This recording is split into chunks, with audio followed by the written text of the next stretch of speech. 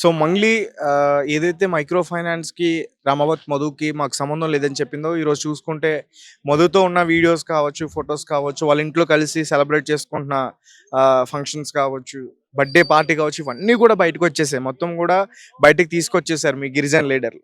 సరే ఏంటి సార్ ఇప్పుడు నెక్స్ట్ ఏం చేయబోతున్నారు ఏంటి?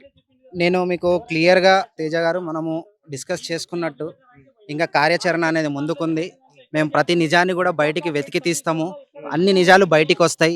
ఈరోజు ఏదైతే మేము లేదు, నాది కాదు అని చెప్పి నువ్వు వాగినవో, ఆ అన్నిటి నిజాలను కూడా మేము ఈరోజు బయటికి తీసుకొచ్చే ప్రయత్నం చేస్తున్నాం. చేసుకొచ్చాము. అదేవిధంగా ఈరోజు మా నాయకుడు చూపించిన విధంగా ఆధారాలు మీకు 2 ఆధారాలు దొరికాయి.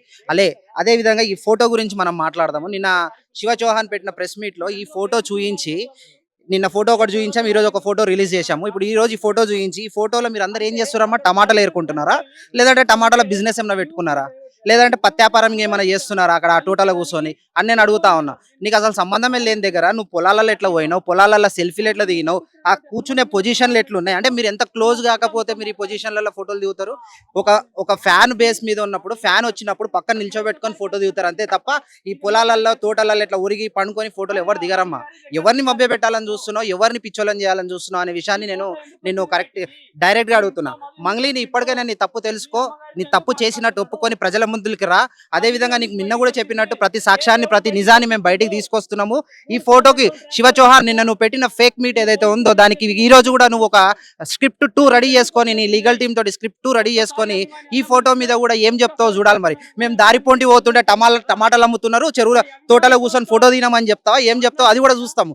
ఎందుకంటే ఇప్పుడు నిన్న వచ్చేసి నేను ఎమ్మెల్యే పార్టీ మీటింగ్ పోయి అక్కడ ఫోటో దిగినా అన్నాడు. మళ్ళీ ఈరోజు రోడ్ మీద పోతుంటే టమాటాలు అమ్ముకునేటోళ్ళు ఫోటో దిగిరా? ఇదే విషయం ఈరోజు నేను అడుగుతా ఉన్నా. ఈ ఫోటోకి సమాధానం నువ్వు ఏం చెప్తావు? ఈ ఫోటోకి సమాధానం చెప్పడానికైనా నువ్వు ప్రెస్ మీట్ పెట్టాలి. నిజాలన్నీ బయటికి వస్తాయి. ఖచ్చితంగా నేను ప్రశ్నిస్తున్నారు. నీకు సపోర్ట్ చేసిన ప్రతి ఒక్కరు కూడా ఈరోజు నీకు రివర్స్ అవుతున్నారు. రివర్స్ అయిపోయి నీ మీద ఈరోజు మాట్లాడుతున్నారు. దానికి కారణాలు నిజాలను నిర్భయంగా మా టీము మేంగా అందరం కూడా ప్రయత్నిస్తున్నాము. ఖచ్చితంగా దీన్ని బయటికి తీసుకొస్తాము. ఇలా కంటిన్యూ అవుతూనే ఉంటుంది. నువ్వు బయటికి వచ్చి నిజం ఒప్పుకునేంత వరకు నువ్వు ఎవరినైనా కలుపు, నువ్వు డీజీపీని కలుపు, ఇంకెవరైనా కలుపు, ఏసీపీని కలుపు, చీఫ్ మినిస్టర్నైనా కలుపు.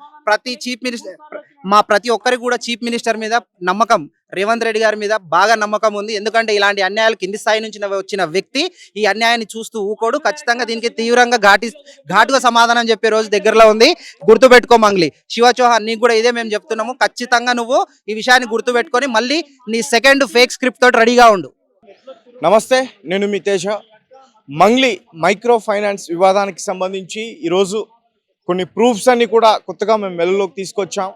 మంగ్లీ సంబంధం లేదంటుంది కదా, సంబంధం ఉంది అంటూ కూడా కొన్ని ఫోటోలు, కొన్ని వీడియోలన్నీ కూడా ఈ గిరిజన లీడర్స్ ఎవరైతే ఉన్నారో వాళ్ళు బయటకు తీసుకురావడం అయితే జరిగింది. ప్రస్తుతం మనతో పాటు ఈ పూర్తి విషయాలన్నీ కూడా వివరించడానికి ఓయూ విద్యార్థి వినోద్ నాయక్ ఉన్నారు. ఆయనతో మాట్లాడదాం. ఈరోజు చాలా వీడియోస్, పిక్స్, వాళ్ళతో మధుతో కలిసి ఉన్న పిక్స్ ఇవన్నీ కూడా బయటికి రిలీజ్ చేయడం జరిగింది. సో ఇంకేమేమి ఉన్నాయి, ఇంకేమేమి రిలీజ్ చేయబోతున్నారు? అమ్మా మంగ్లీ, ఇక్కడ గత 15 రోజుల నుంచి ఇదే టాపిక్ నడుస్తుంది. ఈ విషయం మీద చాలా మంది స్పందించారు. నువ్వు కూడా మీడియా సమక్షంగా వచ్చి మాట్లాడావు.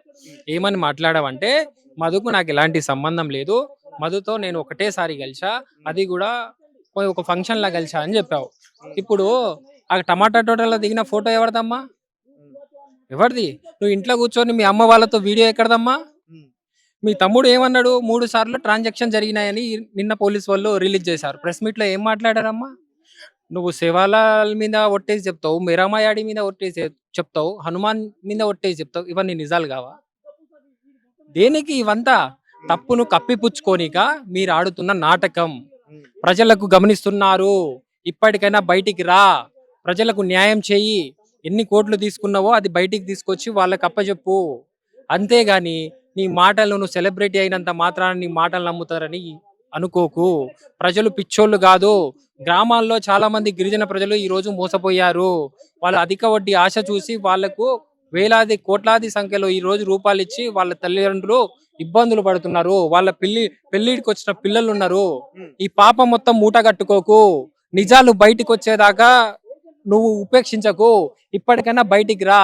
నువ్వు బాధితుల పక్షాన నిలబడతా అని పోస్ట్ ఏదో పెట్టావో, అది బాధితుల పక్షాన నిలబడడం సోషల్ మీడియా వరకే పరిమితం కాకు. నీ పాత్ర లేదు కదా, నువ్వు బయటికి రా, గ్రామీణ స్థాయిలోకి వెళ్ళు, చనిపోయిన బాధితులకు అండగా ఉండు, వాళ్ళకి కావాల్సిన నష్టపరిహారాన్ని ఎవరైతే ఉన్నారో వాళ్ళ దగ్గర నుంచి తీసుకునే ప్రయత్నం చేయి.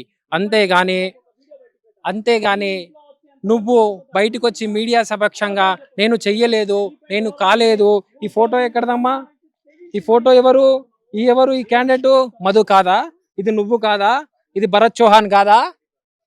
ఎవరికి నీతులు చెప్తున్నావు? చదువుకున్నట్టు మాట్లాడు. ఇవంతా ఏఐ ఫొటోస్ నా ఏమన్నా? ఇల్లు చూడు, మిరప తోటలో దిగలేవా? టమాటా తోట కాదా ఇది?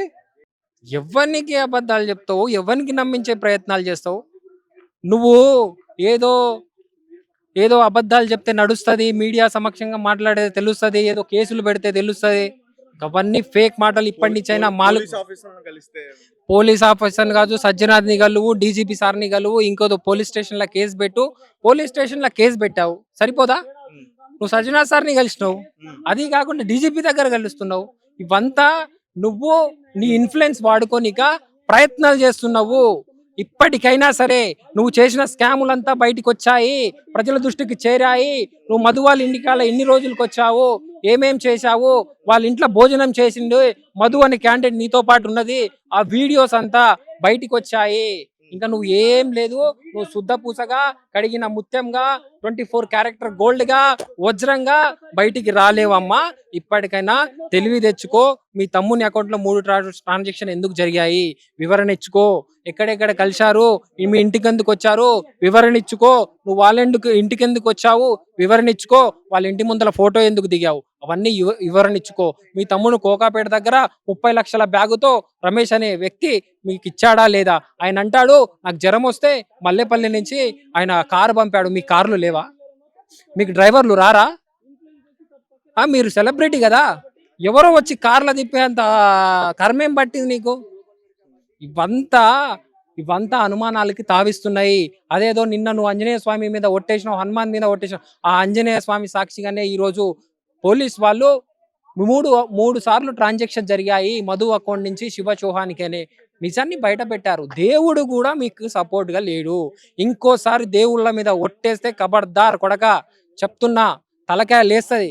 ప్రజలకు న్యాయం చేయి. ఈరోజు మా గిరిజన బిడ్డలు ఈరోజు 30 సంవత్సరాలు వెనకబడిపోయారు. ఆ ప్రాంతంలో మీకు ఇచ్చిన పాపానికి 30 సంవత్సరాలు వెనకబడిపోయారు. వాళ్ళకి ఏమీ తెలియదు. అభం శుభం తెలియని వాళ్ళు ఏదో అధిక వడ్డీకి ఆశపడి వాళ్ళు దాచుకున్న డబ్బులు కావచ్చు, క్రాప్ లోన్ కావచ్చు, ఇంటి లోన్ కావచ్చు, ఫైనాన్స్ కావచ్చు, వెల్ విషర్ దగ్గర కాదు, ఫ్యామిలీ మెంబర్స్ దగ్గర కాదు, అరకొరక డబ్బులు తీసేసి అధిక ఇంట్రెస్ట్కి ఆశపడి ఈరోజు ఇస్తే ఇంత మోసానికి ఒడిగొట్టారు మీరు. ఇప్పటికైనా సరే బుద్ధి తెచ్చుకొని ఈ డబ్బులు తిరిగి వచ్చే విధంగా మేము 100% కొట్లాడతాం. రాని పక్షాన మిమ్మల్ని గల్లా బట్టి మీ ఇంటి మీద దాడి కూడా జరగబోతుందని కూడా హెచ్చరిస్తుంది. Thank you.